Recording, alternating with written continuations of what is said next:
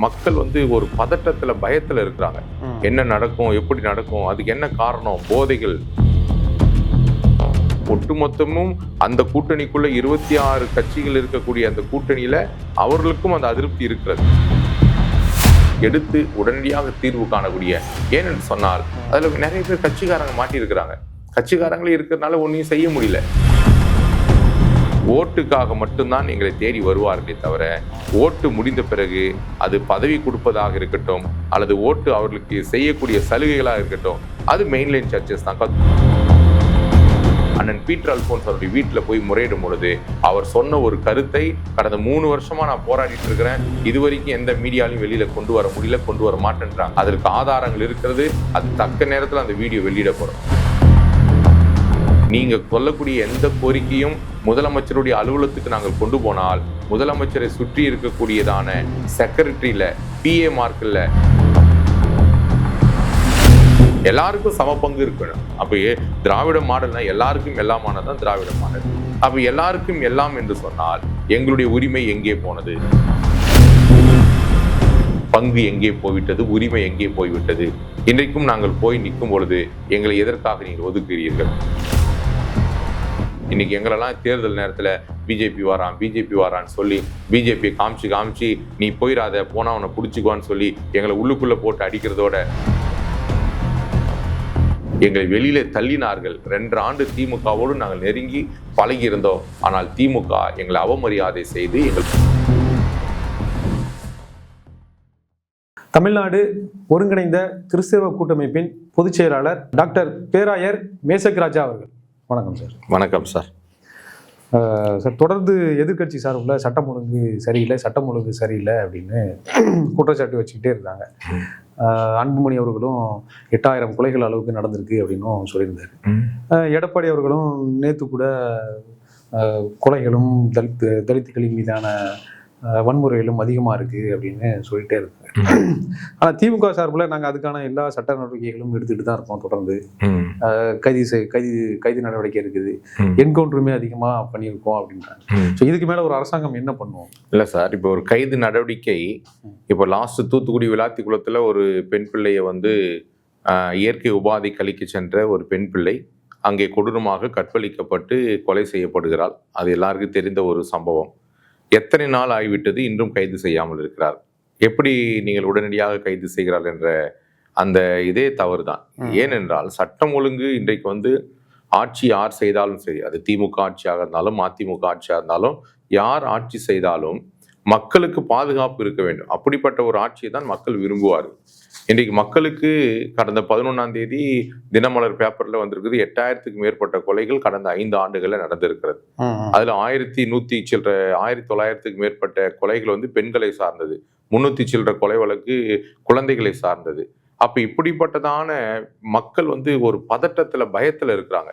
என்ன நடக்கும், எப்படி நடக்கும், அதுக்கு என்ன காரணம், போதை வஸ்து அதிகமாயிடுச்சு.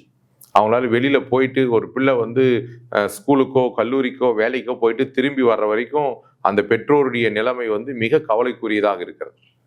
வந்து காவல்துறை கை கட்டி போட்டு இருக்கிறதுனால காவல்துறை வந்து ஃப்ரீடமா ஒர்க் பண்ண முடியல, ஃப்ரீடமா அவங்களால தண்டனை கொடுக்க முடியல. என்கவுண்டர் பண்ணிருக்காங்கல்ல, 24 என்கவுண்டர் கிட்ட பண்ணிருக்காங்க சார். 24 என்கவுண்டர் வந்து யாரை போட்டிருக்கிறாங்க? அவங்க எதுலயும் மாட்டிக்க கூடாதுன்றதுக்காக போட்டிருப்பாங்க 24 என்கவுண்டர். இப்ப நம்ம அதை பேசினா வேற சப்ஜெக்ட் போயிடுவோம், அது வேண்டாம். அதனால அவங்க போட்டிருக்கிற என்கவுண்டர்லாம் உண்மையாகவே இந்த 8000 கொலைகள் நடக்கப்பட்டதான இந்த சம்பவத்திற்காக அவன் என்கவுண்டர் போடலை. அரசு வந்து இன்னைக்கு வந்து மக்களுக்கு வந்து பணங்களை கொடுத்து விட்டால், இன்னைக்கு பணம் முக்கியமா பாதுகாப்பு முக்கியமா? 1000 ரூபா கொடுத்துட்டோம், 5000 ரூபா கொடுத்துட்டோம், 2000 ரூபா கொடுத்துட்டா பணம் முக்கியமா பாதுகாப்பு முக்கியமா? இன்னைக்கு பணம் கொடுத்துட்டா பாலியல் வன்கொடுமை செய்து விடலாமா? பணம் கொடுத்து விட்டால் போதை வஸ்துக்களை யாருனாலும் எடுத்துக்கொள்ளலாமா? இன்றைக்கு அதுல இந்த அரசு உண்மையிலே தோற்றுவிட்டது என்பதுல எதிர்கட்சிகள் இல்ல, ஒட்டுமொத்தமும் அந்த கூட்டணிக்குள்ள 26 கட்சிகள் இருக்கக்கூடிய அந்த கூட்டணியில அவர்களுக்கும் அந்த அதிருப்தி இருக்கிறது. ஆனால் கூட்டணி தர்மத்தை காக்க வேண்டும் என்பதற்காக வெளியில சொல்லாம இருக்காங்களே தவிர, சார் எல்லாருக்குமே, உங்களுக்கும் எனக்கு எல்லாருக்குமே குடும்பத்துல பெண்கள் வந்து இருக்கிறாங்க. அது தாயா இருக்கிறாங்க, தாரமாக இருக்கிறாங்க, சகோதரியாக இருக்கிறாங்க, மகளா இருக்கிறாங்க. நம்ம வீட்டு குடும்பத்தில் இருக்கிற பெண் பிள்ளைகளுடைய பாதுகாப்பு எவ்வளவு முக்கியமோ அதே போலதான் சமுதாயத்தில் இருக்கக்கூடிய ஒவ்வொரு பெண் பிள்ளைகளுடைய பாதுகாப்பும் இந்த சமூகத்தில் இருக்கிற ஒவ்வொரு மனிதனுடைய கடமை. அது ரொம்ப முக்கியம். அதுல இந்த அரசு தோற்றுவிட்டது என்பதில் எந்த மாற்று கருத்துமே கிடையாது. இல்ல எந்த அரசு இருந்தாலும் குற்றங்கள் நடைபெறதான் செய்யும். குற்றங்களே இல்லாத ஒரு அரசை உருவாக்கிறோம் சார். குற்றங்கள் வந்த பிறகு காவல்துறை போய் கைது பண்ணுவது காவல்துறையினுடைய அழகு கிடையாது. குற்றமே வராமல் அதுக்கு தானே சார் உளவுத்துறை இருக்குது. இப்போ உளவுத்துறை எதுக்கு வச்சிருக்கிறீங்க? ஒவ்வொரு காவல் நிலையத்திற்கும் எதுக்கு ஐஎஸ் வச்சிருக்கிறீங்க? ஒரு மஃப்டி ட்ரெஸ்ல ஒவ்வொரு காவல் நிலையத்துக்கும் எதுக்கு ஒரு யூனிஃபார்ம் போடாத ஒரு போலீஸ் இருக்கிறார்? அந்த போலீஸ் அந்த குறிப்பிட்ட ஸ்டேஷனுக்கு கண்ட்ரோல்ல இருக்கக்கூடிய இடங்கள்ல போய் அவர் சர்வே பண்றது தான். எங்க சாராயம் விற்கிறாங்க, எங்க போதை வஸ்து விற்கிறாங்க, எங்க விபச்சாரம் நடக்கிறது, இங்க பாலியல் வன்கொடுமை நடக்கிறது, எங்க இரவுல சீட்டாடுறாங்க, இதை கண்டுபிடிக்க தானே உளவுத்துறை வைத்திருக்கிறாங்க. அப்ப அந்த உளவுத்துறை தோற்றுவிட்டதா? உளவுத்துறை இருந்து ஒரு குற்றத்தை முன்கூட்டியே போய் கண்டுபிடித்து அவர்களை பிடித்து கைது செய்து அவர்களுக்கு தண்டனை கொடுப்பது அரசாங்கமா? குற்றம் நடந்த பிறகு போய் அவனை கண்டுபிடித்து தடயங்களை கண்டுபிடித்து சில இடத்துல கண்டுபிடிக்க முடியாமல் அப்படிப்பட்ட ஒரு தோல்வியை கண்டிருக்கிறது. இது நான் ஒரு நடுநிலையோடு எந்த ஒரு கட்சியும் சார்ல, எந்த ஒரு கட்சிக்காகவும் நான் பேசவில்லை. இது உண்மையிலே இந்த பெண் பிள்ளைகள் அது பாலியல் கொடுமை செய்யப்படுகிறது. அது 3 வயதுல இருந்து யோசித்து பாருங்க. 3 வயசு குழந்தை, பச்சை குழந்தை.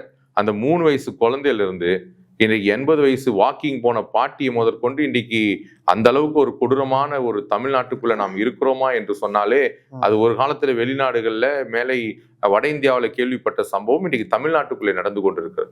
இல்ல அது கலாச்சார பிரச்சனையா இல்ல அரசாங்க பிரச்சனையா? சார், அரசாங்க பிரச்சனை எப்படி இது கலாச்சார பிரச்சனை வரும்? அரசாங்க பிரச்சனை. ஏன் இதுக்கு 5 வருஷத்துக்கு முன்னாடி இப்படி இல்லையே? இந்த பிரச்சனை இப்படி இல்லையா 5 வருஷத்துக்கு முன்னாடி? என்னைக்கு இந்த போதை இப்போ பள்ளிக்கு போகக்கூடிய பிள்ளைகள் இன்றைக்கு போதை கிடைக்கிறது, பள்ளி வளாகத்துக்குள் போதை கிடைக்கிறது. ஒரு காலத்துல பள்ளிக்கு போன பிள்ளைங்க கையில என்ன இருக்குன்னு பாத்தீங்கன்னா, அங்க போனா பிள்ளைங்க ஸ்நாக்ஸ் வாங்கி சாப்பிடுவாங்க. இன்னைக்கு பிள்ளைங்க போதை வஸ்துகளோடு போறாங்க. பள்ளிக்கு போற மாணவர்கள் பேக்ல அருவாள் இருக்கிறது. இன்றைக்கு பள்ளிக்கு போற மாணவர்களுடைய கையில இன்றைக்கு உள்ளுக்குள்ளேயே அடிதடி வெட்டு குத்து நடக்கிறது. ஆசிரியர்களுக்கு பயமா இருக்கிறது பிள்ளைகளை. அப்ப எப்படி இந்த போதை வருகிறது? இந்த போதையை கட்டுப்படுத்த முடியவில்லையே. இது எங்கிருந்து வருது? கடந்த நாட்கள்ல நம்முடைய முதலமைச்சர் அவர்கள் இது வெளிநாடுகளிலிருந்து வருகிறது என்று சொல்லி ஒரு அறிக்கையை கொடுத்தார்கள். வெளிநாடுகளுக்கு அது மத்திய அரசாங்கம் தான் காரணம். அதுல ஏற்றுக்கொள்கிறோம், மத்திய அரசாங்கம் வெளிநாட்டிலிருந்து வருது. ஆனால் தமிழ்நாடு யார் கண்ட்ரோல்ல இருக்கிறது? தமிழ்நாட்டுக்குள்ள பார்டர் இருக்குது. எல்லாம் சுத்தி இருக்கிற மாநிலத்திலிருந்து ஆந்திராவுக்கு இருக்கிறது, கேரளாவுக்கு இருக்கு, தமிழ்நாட்டுக்கு இருக்கிறது, பாண்டிச்சேரி சுத்தி இருக்கக்கூடிய எல்லைகளை தமிழ்நாட்டு காவல்துறை பாதுகாக்கும் பொழுது அது கடல் வழியாக வந்தாலும், விமான வழியாக வந்தாலும், சாலை வழியாக வந்தாலும், பஸ் ட்ரெயின் வழியாக வந்தாலும் தமிழ்நாடு கண்ட்ரோலு தமிழ்நாடு போலீஸ் கிட்ட இருக்குது. அப்ப தமிழ்நாடு போலீஸ் இதை கண்காணித்து இந்த போதையை தடை செய்தால் பாலியல் குற்றங்கள் குறைக்கப்படும். அதே நேரத்தில் பெண் பிள்ளைகள் பாதுகாப்பு உறுதி செய்யப்படும். குழந்தை பிள்ளைகள் வெளியில போய் விளையாட முடியல. கடந்த நாட்களில் ஒரு 8 வயது குழந்தையை கடைக்கு கூட்டு போய் சாக்லேட் வாங்கி தரேன்னு சொல்லி ஒரு கொடூரன் அந்த குழந்தையை சின்ன பின்னமாக்கினான். இதெல்லாம் கேள்விப்படும் பொழுது அதுக்கு அந்த மாதிரியான தனிப்பட்ட விஷயங்களை எப்படி கண்காணிக்கிறது? இல்ல அதுக்கு எப்படி உளவுத்துறையும் சம்மந்தமா இருக்கும்? அதுக்கு எப்படி இப்போ வீட்டில் உள்ளவங்களே பாலியல் வழக்குகள்ல அதிகமா ஈடுபடுறாங்க. இப்போ பக்கத்து வீட்டுக்காரன் ஈடுபடுறான், ஒரே ஊருக்காரன் ஈடுபடுறான். இதுக்கு எப்படி அரசாங்கம் பொறுப்பு? சார், பாலியல் இதுல அவர்கள் விருப்பப்பட்டு போய் செய்கிறவர்கள் ஒரு சிலர் இருக்கிறார்கள். அதை குறித்து பேசுவதற்கு வரல. அது அவருடைய மனது அந்த பலாத்காரம் செய்யறது சொந்த மாமனோ இல்ல ஊருக்காரனோ இல்ல அங்க வேலைக்கு வர்றவனோ இந்த மாதிரி நடக்கும்போது அதை எப்படி அரசாங்கம் எப்படி அதை கையாளுறதுன்னு இல்லையா? அதாவது நீங்க பார்த்த வழக்கெல்லாம் பாருங்க, நீங்க சொல்லக்கூடியது ஒரு சிலரா தான் இருக்கும். ஆனால் அதிகமாக பொதுமக்கள் தான் பாதிக்கப்பட்டிருக்கிறாங்க. பொதுமக்களுடைய பிரச்சனைகள் தான் அதிகமாக இருக்கிறதே தவிர நீங்கள் சொல்லக்கூடிய உறவினர்களுக்குள்ளே சொந்த பந்தங்களுக்குள்ளே அத்துமீறி நடக்கிறது ஒரு சிலது இருக்கிறது. ஒரு 5% இருக்கலாம். ஆனால் 95% இந்த அரசு வெளியில இருக்கக்கூடிய பப்ளிக் பிள்ளைகளை, பொதுவாக சாலைகளில் செல்லுகிறவர்கள், பேருந்தில் செல்லுகிறவர்கள், நடந்து செல்லுகிறவர்கள், அலுவலகத்தில் வேலை செய்கிறவர்கள், இப்படிப்பட்ட காரியங்களுக்காக தான். காலையில ஒரு பிள்ளை தன் வீட்டிலே கழிவறை இல்லை என்று சொல்லி இயற்கை உபாதை கழிக்க செல்லக்கூடிய ஒரு பெண் பிள்ளை, அந்த பெண் பிள்ளைக்கு இன்றைக்கு பாதுகாப்பு இல்லை. அப்படிப்பட்ட நிலைமைக்குள்ளதான் நம்முடைய தமிழ்நாடு இருக்கிறது. பப்ளிக் பிளேஸ்லயே பெண்களால நல்ல ஒழுங்காவோ இல்ல பயம் இல்லாமலோ நடைமுறையா யதார்த்தமா செயல்பட முடியலன்னு சொல்றீங்களா? ஆமா, பயமா இருக்குல்ல சார். இப்போ ஒருத்தன் பஸ்ல வரானோ பைக்ல வரானோ அவன் வந்து எப்படிப்பட்ட நபர்னு தெரியலையே. அவன் வந்து எனி டைம் கஞ்சால இருக்கிறானா, எனி டைம் அவனுடைய போதை வஸ்துக்கள் ட்ரக்ஸ்ல இருக்கிறானா, ஒண்ணுமே தெரியல. அவன் எப்படிப்பட்ட நிலைமையில இருக்கிறான்னு தெரியும், அவன் யாராலையும் கண்டுபிடிக்க முடியாத ஒரு சூழ்நிலை இருக்கிறது. அதுக்கு தான் சட்டம் ஒழுங்கை பாதுகாக்கக்கூடிய தமிழக முதல்வர் அவர்கள் இந்த சட்டம் ஒழுங்கு இன்னைக்கு தமிழ்நாட்டுக்கு உருப்படியான நல்ல ஒரு திறமான நல்ல ஒரு சரியான சட்டம் ஒழுங்கு டிஜிபி இன்னும் நியமிக்க முடியவில்லை. ஒரு தற்காலிக எலெக்ஷன் வந்து விட்டது. ஒரு தற்காலிக டிஜிபி தான் இன்னைக்கு தமிழ்நாட்டுக்குள்ள இருக்கிறார். இன்னைக்கு தமிழ்நாட்டுக்குள்ளே நிர்வகிக்கக்கூடிய ஒரு பெரிய பொறுப்பு, ஒரு எப்படி தலைமைச் செயலாளர் இருக்கிறோ அதே போல தமிழ்நாட்டுக்கு ஒரு டிஜிபி, அது சட்ட ஒழுங்கு டிஜிபி வந்து ஒரு பவர்ஃபுல் போஸ்ட். அதுக்கே இன்னைக்கு பொறுப்பு தான் போட்டிருக்கிறாங்க. அப்போ பொறுப்பு டிஜிபி வச்சுதான் இன்னைக்கு காலத்தை ஓட்ட வேண்டிய நிலைமை இருக்குதே தவிர, இன்னைக்கு யார் அரசாங்கத்துக்கு சாதகமா இருக்கிறார்களோ அவர்களுக்கு பதவி கொடுப்பார்கள். காவல்துறை கை கட்டி போட்டிருக்கிறது. ஆனால் இதே ஜெயலலிதா அம்மையாருடைய ஆட்சியில இப்படி கிடையாது. காவல்துறை நடுங்குவார்கள், காவல்துறைக்கு பயம் உண்டாகும். எடப்பாடியாருடைய ஆட்சியில் அப்படிதான் இருந்தது. காவல்துறை பயந்து செயல்பட்டார்கள். நீங்கள் கடந்த 5 ஆண்டுகளுக்கு இந்த 5 ஆண்டுகளுக்கு ஒப்பிட்டு பாருங்கள். எத்தனை கொலைகள், கொள்ளைகள், கற்பழிப்புகள், பலாத்காரங்கள் நடந்திருக்கிறது. எத்தனை காரியங்கள் யோசித்து பாருங்க. அதுல ஆனாலும் எல்லா ஆட்சியிலும் இந்த மாதிரி தவறுகள் நடப்பது இயல்பு. ஆனால் உடனடியாக இதற்கு சட்டம் ஒழுங்கு பிரச்சனையை கையில் எடுத்து உடனடியாக தீர்வு காணக்கூடிய, ஏனென்று சொன்னால் அதுல நிறைய பேர் கட்சிக்காரங்க மாட்டி இருக்கிறாங்க. கட்சிக்காரங்களே இருக்கிறதுனால ஒன்னையும் செய்ய முடியல. அண்ணா நகர் அண்ணா பல்கலைக்கழக இஷ்யூல 121 நாள்லயே நாங்க நீதி வாங்கி கொடுத்துட்டோம்னு தானே சொன்னாங்க. சரி, இன்னும் அது அந்த சார் யாருன்னு இன்னும் தெரியல. அது இன்னும் போயிட்டு தான் இருக்குது. இல்ல, அவரை கைது பண்ணிட்டாங்கல்ல. என்னது, அவரை கைது பண்ணாங்க, இல்லைன்னு சொல்லல. அதுக்கு பிறகு யார் சார் ஒரு குற்றத்தை ஏற்படுத்துவதற்கு யார் காரணமா இருக்கிறார்கள்? ஒரு குற்றத்தை தூண்டிவிட்டு அப்படி அண்ணா பல்கலைக்கழகத்துல அத்துமீறி உள்ளே போய் அண்ணா பல்கலைக்கழக ஒரு மாணவிக்கு இப்படிப்பட்டதான ஒரு பாலியல் சீண்டலை, அந்த பிள்ளையை மிரட்டி அந்த பிள்ளையை அடிப்பணிய வைத்து அவனோடு இருந்த காதலனை அடித்து துரத்தி, யோசித்து பாருங்க. இதே கோயம்புத்தூர்ல ஏர்போர்ட் பக்கத்துல ஒரு சம்பவம் நடந்தது. காருக்குள்ள இருந்ததான ஒரு நபரை அடித்து திரத்தி அந்த பிள்ளை இரவெல்லாம் மானபங்கம் படுத்தி அந்த பிள்ளை அதிகாலையில 4 மணிக்கு எந்திரிச்சு ரோட்டுக்கு ஓடி வந்த சம்பவம் தெரியும். இப்படிப்பட்ட நிலைமைகள்லாம் இருக்கும் பொழுது நமக்கு காவல்துறை அந்தந்த காவல்துறை எல்லைக்குட்பட்ட இடங்களிலே அவர்கள் பாதுகாக்க வேண்டியது அவருடைய கடமை. அது எதுவா இருந்தாலும் சரி, அது கொலையாக இருக்கட்டும், கொள்ளையாக இருக்கட்டும், கற்பழிப்பாக இருக்கட்டும், எதுவா இருந்தாலும் அந்த டூரிஸ்டிக்ஷனுக்குள்ள இருக்கக்கூடிய காவல் நிலையத்தில் இருக்கக்கூடிய காவல் ஆய்வாளர்கள், அந்த காவல் ஆய்வாளர்களை சார்ந்ததுதான் அவர்கள் தான் அந்த பகுதி மக்களுடைய பாதுகாப்புக்கு பொறுப்பா இருக்க முடியும். உங்கள்கிட்ட கேட்டாதான் அந்த கேள்வி சரியா இருக்கும்னு நினைக்கிறேன். சிறுபான்மையினருடைய பாதுகாவலர்கள் நாங்க தான் அப்படின்னு இப்பவும் சொல்லிட்டு இருக்காங்க. அவங்க கூடயும் நிறைய கட்சிகளா இருக்கட்டும், முஸ்லீம்களா இருக்கட்டும், கிறிஸ்துவர்களா இருக்கட்டும், தொடர்ந்து திமுகவுக்கான வாக்கு வங்கியா தான் அவங்க செயல்பட்டுக்கிட்டே இருக்கிறாங்க. உண்மையிலேயே அவங்க திமுக சிறுபான்மையினரின் பாதுகாவலர்கள் தான். சிறுபான்மையினுடைய பாதுகாவலர் என்று சொல்லி இந்த 5 ஆண்டுகள்ல சிறுபான்மை மக்களை நசிக்கிறது தான் மிச்சமே தவிர எப்படிலாம் நசிக்கிறார் என்பதை உங்களுக்கு நான் இப்ப தெளிவா சொல்றேன். சிறுபான்மை மக்களுடைய அடிப்படை உரிமைகளை அவர்கள் இன்னும் எங்களுக்கு வழங்கவில்லை. அவர்கள் எல்லாமே வந்து போட்டோ ஷூட் தான். இதை செஞ்சோம், அதை செஞ்சோம், இதை கொடுத்தோம், அதை கொடுத்தேன் தவிர சிறுபான்மை மக்களுக்கென்று வரக்கூடியதான நிதி, அதற்காக தான் பொருளாதார மேம்பாட்டு கழகம் என்று சொல்லி அந்த பொருளாதார மேம்பாட்டு கழகத்திலிருந்து மத்திய அரசாங்கத்திலிருந்து வரக்கூடிய சிறுபான்மை மக்களுடைய நிதி எத்தனையோ 1000 கோடி வருகிறது. அந்த எத்தனையோ 1000 கோடிகளை இன்னைக்கு தமிழ்நாட்டு சிறுபான்மை மக்களுக்காக இஸ்லாமிய, கிறிஸ்துவ, ஜெயின், புத்திஸ்ட், பௌத்த மதத்தை சேர்ந்த இன்றைக்கு மதத்தால் இன்றைக்கு நாங்கள் சிறுபான்மை என்று சொல்லக்கூடிய எங்களை எவ்வளவு நிதி கொடுத்து இன்றைக்கு வைத்திருக்கிறார்கள். இல்ல, அவங்க ஜெருசலேமுக்கு அனுப்புறாங்க, மெக்காவுக்கு. சார், ஜெருசலேமுக்கு 3 வருஷம் ஆச்சு சார், போகவே முடியாது. ஜெருசலேமுக்கு என்னைக்கு போர் பதட்டம் வந்துச்சோ ஜெருசலேம்லாம் போக முடியாது. ஆனா அதுக்கு ஒரு நிதி கொடுத்து அந்த நிதி இப்ப எங்க இருக்கு? நிதி எங்க? இது வரைக்கும் எந்தெந்த யார் யாருக்கு நிதி கொடுத்துருக்குறாங்க? தேவாலயம் கட்டுவதற்கு, தேவாலயம் புனரமைப்பதற்கு ஒரு நிதி கொடுத்தாங்க.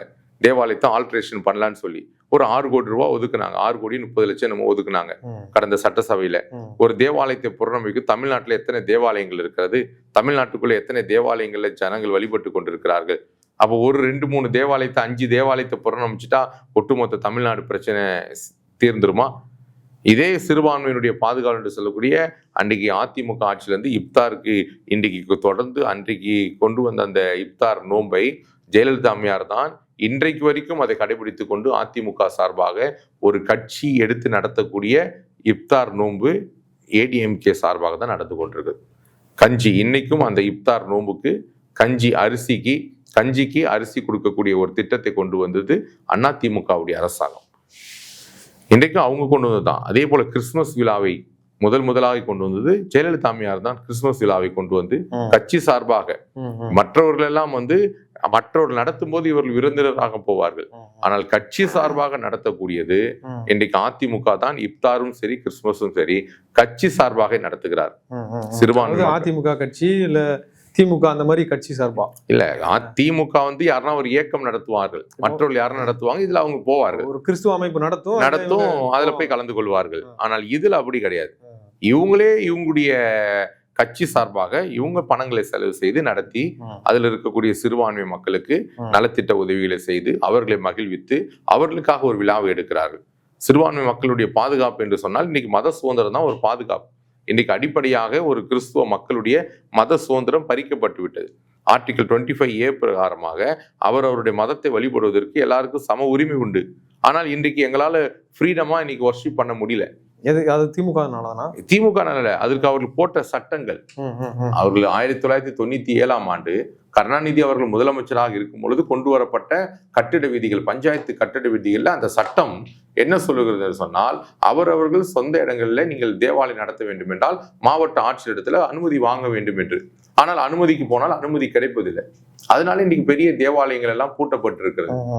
எத்தனை தடவை அதுக்கு மனு போட்டிருப்பீங்க? எத்தனை தடவை அதை பேசியிருப்பீங்க சார்? அதுக்கு பலமுறை மனு போட்டு பலமுறை பல கட்டங்கள்ல எல்லாரையும் பார்த்து அதுக்கு தான் போன முறை திமுக தேர்தல் அறிக்கையில அவர்கள் கொடுத்த 525 தேர்தல் அறிக்கையில 492வது தேர்தல் அறிக்கை, திமுக அரசு ஆட்சி அமைந்த உடனே அவருடைய பட்டா இடங்களிலே தேவாலயம் கட்டுவதற்கு அனுமதி கொடுக்கப்படும் என்று ஒரு தேர்தல் வாக்குறுதி கொடுத்தார்கள். அதை இன்னைக்கு வரைக்கும் அவங்க நிறைவேற்றலையே.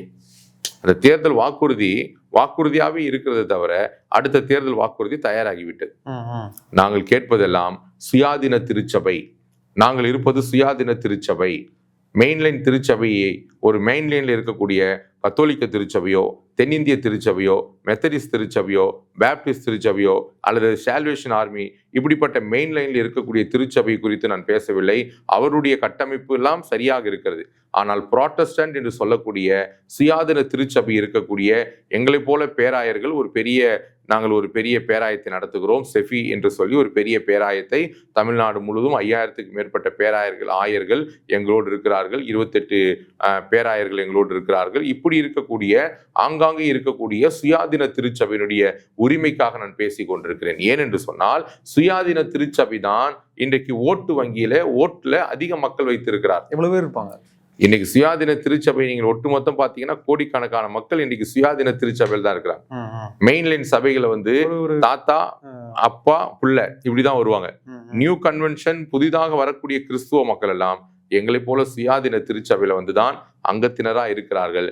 ஓட்டுக்காக மட்டும்தான் எங்களை தேடி வருவார்களே தவிர ஓட்டு முடிந்த பிறகு அது பதவி கொடுப்பதாக இருக்கட்டும் அல்லது ஓட்டு அவர்களுக்கு செய்யக்கூடிய சலுகைகளாக இருக்கட்டும், அது மெயின்லைன் சர்ச்சஸ் தான். கத்தோலிக்கர்களை முக்கியப்படுத்தி செய்வார்கள். கத்தோலிக்கர்களும் எங்களுடைய சகோதரர்கள் தான். நான் என்ன கேட்கறேன்னா, ஒரு வீட்டுல 5 பிள்ளை இருந்தா பெற்றோர்கள் 5 பிள்ளையும் 5 ஒரே மாதிரி தான் பார்க்கணும். 5 முறையா தனித்தனியா பார்க்க கூடாது. இன்றைக்கு கிறிஸ்துவர்கள் என்று சொன்னால் எந்த சமூகத்தை சார்ந்தவர்களாக இருந்தாலும் எந்த பிரிவை சார்ந்தவர்களாக இருந்தாலும் கிறிஸ்துவர்கள் தான். ஓட்டுக்காக மட்டும் இன்றைக்கு நாங்கள் தேவைப்படுகிறோம், ஓட்டு முடிந்த பிறகு மற்றதுக்கெல்லாம் மற்றவர்களை வைத்து இன்றைக்கு செய்து கொண்டிருந்தால் இது எந்த விதத்தில் நியாயம் சார்? அது எப்படி நீங்க சிறுபான்மை மக்கள் இன்னைக்கு கூனி குறி நொந்து நூலா போய் இன்னைக்கு சிறுபான்மை மக்கள் ரொம்ப அதிருப்தியில இருக்கிறாங்க. அதை இந்த தேர்தலில் காமிக்க போறாங்க. இல்ல, இதுக்கு முன்னாடி 2021ல இந்த தேர்தல் அறிக்கை மூலியமா தான் உங்ககிட்ட வாக்கு சேகரிக்க வந்தாங்களா? ஆமா சார், அவங்க தேர்தல் அறிக்கையில எங்களுக்கு கொடுத்த அந்த தேர்தல் அறிக்கை ரொம்ப. நீங்க எதுவும் கோரிக்கை வச்சீங்களா? இல்ல, நாங்க கோரிக்கை வைத்து கொண்டே தான் இருக்கிறோம். கோரிக்கை வைத்து கடந்த 2.5 வருஷமும் திமுக ஆட்சி அமைந்து 2.5 வருஷமா நாங்கள் போய் பார்க்காத அமைச்சர்கள் கிடையாது, போகாத இடம் கிடையாது, போகாத தலைமைச் செயலகம் கிடையாது, போகாத எதே கிடையாது. ஆனால் நாங்கள் கொண்டு போன எந்த கோரிக்கையுமே இந்த அரசு நிறைவேற்றவில்லை. இந்த அரசு கடைசி 6 மாசத்துல ஒரு சிறப்பு குழுவை போடுகிறார்கள். இந்த சிறுபான்மை இதை நான் பலமுறை எல்லா மீடியாலையும் சொல்லியிருக்கிறேன். ஆனால் அது இன்னும் வெளியில கொண்டு வர்றதுக்கு யாருமே இன்னும் முன் வரல. இதே பீட்டர் அல்போன்ஸ் அவர்கள் சிறுபான்மை திறனுடைய ஆணையத்தினுடைய தலைவராக இருக்கும் பொழுது அன்றைக்கு ஒரு குறிப்பிட்ட பேராயரெல்லாம் போய் அன்றைக்கு காங்கிரசுடைய மூத்த தலைவர் அண்ணன் பீட்டர் அல்போன்ஸ் அவர்களை போய் சந்திக்கும் பொழுது, அண்ணன் எங்களுடைய உரிமைகள் எல்லாம் பறிக்கப்படுகிறது, எங்களுக்கும் சம உரிமை வேண்டும், இது ஜனநாயக நாடு, சமூக நீதியை பேசக்கூடிய நீங்கள், சுயமரியாதை பேசக்கூடிய நீங்கள், திராவிட மாடல் என்று சொல்லக்கூடிய நீங்கள், திராவிடம் என்றால் என்ன, எல்லாருக்கும் எல்லாம் தானே திராவிடம், எதற்கு எங்களுடைய உரிமைகளை பறிக்கிறீர்கள் என்று நாங்கள் போய் முறையிட்டோம். யார்? அண்ணா நகர்ல அண்ணன் பீட்டர் அல்போன்ஸ் அவருடைய வீட்டுல போய் முறையிடும் பொழுது அவர் சொன்ன ஒரு கருத்தை கடந்த 3 வருஷமா நான் போராடிட்டு இருக்கிறேன், இதுவரைக்கும் எந்த மீடியாலையும் வெளியில கொண்டு வர முடியல, கொண்டு வர மாட்டேன்றாங்க. ஏன் என்று சொன்னால் அதற்கு ஆதாரங்கள் இருக்கிறது, அது தக்க நேரத்துல அந்த வீடியோ வெளியிடப்படும். அவர் சொல்லுகிறார், நீங்க சொல்லக்கூடிய எந்த கோரிக்கையும் முதலமைச்சருடைய அலுவலகத்துக்கு நாங்கள் கொண்டு போனால் முதலமைச்சரை சுற்றி இருக்கக்கூடியதான செக்ரட்டரியில PA மார்க்கில் 50% RSS-ஐ சேர்ந்தவர்கள், அவரிடத்துல உங்களுக்கு நீதி எடுபடாது என்று சொல்லி எங்களை சொல்லி அனுப்பி விட்டு விட்டார். அவர் சொன்னதுக்குள்ள ஆதாரங்கள் இருக்கிறது. ஒரு தமிழக முதலமைச்சரை சுற்றி இருக்கக்கூடிய செக்ரட்டரியும் PA-க்களும் 50% RSS இயக்கத்தை சேர்ந்தவர் என்று சொல்லி அன்றைக்கு ஆட்சியில் இருக்கக்கூடிய எந்த திமுக அரசு காங்கிரஸ் மூத்த தலைவர்களுக்கு பதவி கொடுத்ததோ அதே சிறுபான்மை ஆணையத்தினுடைய தலைவர் இதை பகிரங்கமாய் சொல்லி எங்களை அனுப்பிவிட்டார். ஆகையால் நீங்க எங்கேயும் போவாதீர்கள், எங்க போனாலும் உங்களுக்கு நீதி கிடைக்காது என்று சொல்லி அதற்குள்ள ஆதாரம் இருக்கிறது. வீடியோ வேணா கொடுக்குறேன், உங்களால முடிஞ்சா நீங்க அதை பப்ளிஷ் பண்ணுங்க. கண்டிப்பா. அப்படிப்பட்டதான ஒரு அவல நிலைமை தான் இன்னைக்கு எங்களுக்கு போய் கொண்டிருக்கு. யாரும் கொண்டு வர முடியல. எப்படி சொல்லலாம், ஒரு அரசாங்கத்துல இருக்கக்கூடிய ஒரு அரசாங்கத்துல கீ போஸ்ட்ல ஒரு மினிஸ்டருடைய புரோட்டோகால் இருக்கக்கூடிய ஒரு மினிஸ்டருடைய புரோட்டோகாலை ஃபாலோ பண்ணக்கூடிய ஒரு சிறுபான்மை ஆணையத்தினுடைய தலைவர் சொல்லுகிறார், தமிழக முதலமைச்சரை சுற்றி இருக்கக்கூடிய 50% RSS செக்ரட்டரி என்று சொன்னால் எப்படி நீதி கிடைக்கும்? இவர் எப்படி சிறுபான்மை பாதுகாவலர் என்று சொல்கிறீர்கள்? அப்ப இவங்களுக்கு மற்ற செக்ரட்டரி கிடைக்கலையா? இந்த விஷயத்தை உங்க அமைப்புகள் முழுமையும் கொண்டு போயிருக்கீங்களா? இல்ல கிறிஸ்துவ அமைப்புகள் எல்லாம் கொண்டு போயாச்சு சார். மீடியா இன்னைக்கு அவங்க கையில இருக்குது சார். இல்ல மத்த கிறிஸ்துவ அமைப்புகள் RC CSI அந்த மாதிரியான கிறிஸ்துவ அமைப்புகளோட கொண்டு போனீங்களா? எல்லா அமைப்பும் அவங்களுக்கு என்னன்னா எங்களை மெயினா வச்சுக்கிறாங்க, அது போதும். நாங்க போனதெல்லாம் சுயாதீன திருச்சபை, நாங்கள் போனதெல்லாம் புராட்டஸ்டன்ட் அமைப்பை சார்ந்த பேராயர்கள் எல்லாரும் போனோம் சார். இந்த நாட்டுல வாழக்கூடிய ஒவ்வொரு மனிதனும் முக்கியம் சார். ஒவ்வொரு மனிதனும் அந்தந்த மனிதனுடைய வாக்கு வங்கி ரொம்ப முக்கியம். இதுல பிரிவினையே கிடையாது. இப்ப மீடியால பாத்தீங்கன்னா எத்தனையோ மீடியாக்கள் இருக்குது, ஆனால் எல்லா தொலைக்காட்சி ஊடகங்களும் முக்கியம்தான். யாருமே இதுல நீ பெருசு சின்னதெல்லாம் கிடையாது. அதே போல எங்களுடைய இதுல எல்லாரும் முக்கியமானவர்கள் தான், யாருமே ரிஜெக்டடே கிடையாது. எல்லாருக்கும் சம பங்கு இருக்க வேணும். அப்ப திராவிட மாடல்னா எல்லாருக்கும் எல்லாமானதான் திராவிட மாடல். அப்ப எல்லாருக்கும் எல்லாம் என்று சொன்னால் எங்களுடைய உரிமை எங்கே போனது? எங்களை ஏன் நசுக்கிறீர்கள்? எங்களுடைய சுயாதீன திருச்சபைகளை, எங்களுடைய பேராயங்களை, எங்களுடைய புராட்டஸ்டன்ட் காங்கிரிகேஷன் இருக்கக்கூடிய இண்டிபெண்டன்ட் சர்ச்சஸ் என்று கூடி தமிழகம் முழுவதும் இன்றைக்கு பெரிய லெவல்ல வளர்ந்து இருக்கக்கூடிய கோடிக்கணக்கான மக்கள் அங்கத்தினராக இருக்கக்கூடிய எங்களுடைய சுயாதீன திருச்சபையினுடைய பங்கு எங்கே போய்விட்டது? உரிமை எங்கே போய்விட்டது? இன்றைக்கும் நாங்கள் போய் நிற்கும் பொழுது எங்களை எதற்காக நீங்கள் ஒதுக்குகிறீர்கள்? ஏன் எங்களை நீங்கள் புறந்தழுகிறீர்கள்? தேர்தல் நேரத்துல கூப்பிடுறீங்க, வாங்க எங்களுக்கு வேணும் சிறுபான்மை, அங்க போனா பிஜேபி இருக்கிறான் அவங்களை அடிச்சிருவான் அப்படின்னு சொல்லி இன்னைக்கு சின்ன பிள்ளைங்களுக்கு பாம்பு வருது, பூச்சி வருது, காக்கா வருது, பூச்சாண்டி வரான், பேய் வருதுன்னு சொல்லி ஏமாத்தி சாப்பாடு ஊட்டுற மாதிரி இன்னைக்கு எங்களெல்லாம் தேர்தல் நேரத்துல பிஜேபி வரான்னு சொல்லி பிஜேபியை காமிச்சு நீ போயிடாத, போனா அவனை பிடிச்சிக்குவான்னு சொல்லி எங்களை உள்ளுக்குள்ள போட்டு அடிக்கிறதோட நாங்க வெளியில போனாவது நிம்மதியா இருப்போம். இதுதான் இன்னைக்கு இருக்கிற நிலைமை. இல்ல ஒருவேளை RC CSI இப்போ புரோட்டஸ்டன்ட்னு உங்களுக்குள்ள ஒரு அரசியலா புரிதல் இல்லாம இருக்கும். அதனால சார், அதாவது எல்லா மதத்திலுமே பிரிவினைகள் இருக்குது. அது இந்துவா இருக்கட்டும், இந்துக்களிலே ஒரு சிலர் நீங்க இப்போ RSS ஒரு சர்க்கிள்குள்ள முதலமைச்சர் இருக்காருன்னு சொல்றீங்க. இப்ப அப்படி இருக்கும்போது இதை ஒட்டுமொத்தமா நீங்க உங்க அமைப்புகளுக்குள்ள கொண்டு போலாம்ல? இல்லையே, அங்க எப்படி அமைப்புக்குள்ள கொண்டு போகும்போது அங்க கத்தோலிக்கர்களுக்கு பதவி கொடுத்து வைத்திருக்கிறார்கள், தென்னிந்திய திருச்சபைக்கு பதவி கொடுத்து வைத்திருக்கிறார்கள். பதவி கொடுத்தவர்கள் எப்படி பேசுவார்கள்? தன் பதவி சுகத்தையும் தனக்கு இருக்கிற அந்த சீட்டையும் காப்பாத்திக்க தான் பார்ப்பாங்களே தவிர, பதவிக்குள்ள இருக்கிறவர்கள் இன்றைக்கு இருக்கக்கூடிய சிறுபான்மை ஆணையத்துடைய தலைவர், அவர் லயோலா காலேஜில் இருக்கக்கூடிய லிபாவுனுடைய டைரக்டரா இருக்கிறாங்க. அவர் பேசுவாரா? அவருக்கு பதவி கொடுக்கப்பட்டிருக்குதே. தன் பதவியை தக்க வைக்க வேண்டும், சமூகத்துக்காக பேச வேண்டும், இல்லை தன் பதவியை தக்க வைக்க வேண்டும். அவர் எப்படி நீ கத்தோலிக்கர் பேசுவாரு? எப்படி தென்னிந்திய திருச்சபையில் பேசுவாங்க? அவங்களுக்குன்னு உரிமை இருக்குல்ல. இப்போ உரிமைகள் பறிக்கப்பட்டவர்களும் யாரெல்லாம் ஒதுக்கப்பட்டார்களோ அவர்கள் தான் இன்னைக்கு பகிரங்கமாக வந்து பேசுவார்கள். அவர்கள் தான் அந்த பேச முடியும். பதவி கொடுத்து விட்டு வீட்டுக்குள்ளே வைத்து விட்டால் யாரும் இல்லை. நாங்கள்லாம் வந்து புறக்கணிக்கப்பட்டவர்கள், எங்களை வெளியிலே தள்ளினார்கள். 2 ஆண்டு திமுகவோடு நாங்கள் நெருங்கி பழகி இருந்தோம். ஆனால் திமுக எங்களை அவமரியாதை செய்து எங்கள் சுயமரியாதையை கெடுத்து எங்களுக்கு கொடுக்க வேண்டியதான உரிமைகளை சலுகைகளை கொடுக்காமல் எங்களை புறம்பே தள்ளினார்கள், வெளியே தள்ளினார்கள். தேர்தல் நேரத்தில் எங்களை வாருங்கள் என்று அழைக்கிறார்கள். காரணம் பிஜேபி கூட்டணி, அதிமுக பிஜேபி கூட்டணி என்று சொல்லி இதே அதிமுக போன தேர்தலில் தனித்து நின்றார்கள். பாராளுமன்ற தேர்தலில் தனித்து நின்று அவர்கள் தோத்தாலும் கூட தங்களுடைய வாக்கு வங்கி இத்தனை சதவீதம் என்பதை இவர்கள் 26 கூட்டணி, திமுகவை தனித்தன்மையோடு நிற்க சொல்லுங்க. திமுகவும் அதிமுகவும் யாரோடையும் கூட்டணி வைக்க வேண்டாம், தனித்தனியா நிற்க சொல்லுங்க. அன்றைக்கு தெரிந்துடும் யாருக்கு உண்மையான. இவங்க 26 பேர் கூட்டணி இருந்து ஜெயிப்பதோட இவர்கள் தனியாய் போன முறை நின்று காண்பித்து அதிமுக எத்தனை ஓட்டு சதவீதம், 2021 திமுகவும் அதிமுகவுக்குள்ள வித்தியாசம் வெறும் 3% சார், ரொம்ப இல்லை, 3% தான். அன்னைக்கும் அதிமுக பிஜேபியோட கூட்டணியில தான் இருந்ததே தவிர தனித்தெல்லாம் இருக்கவே இல்லை.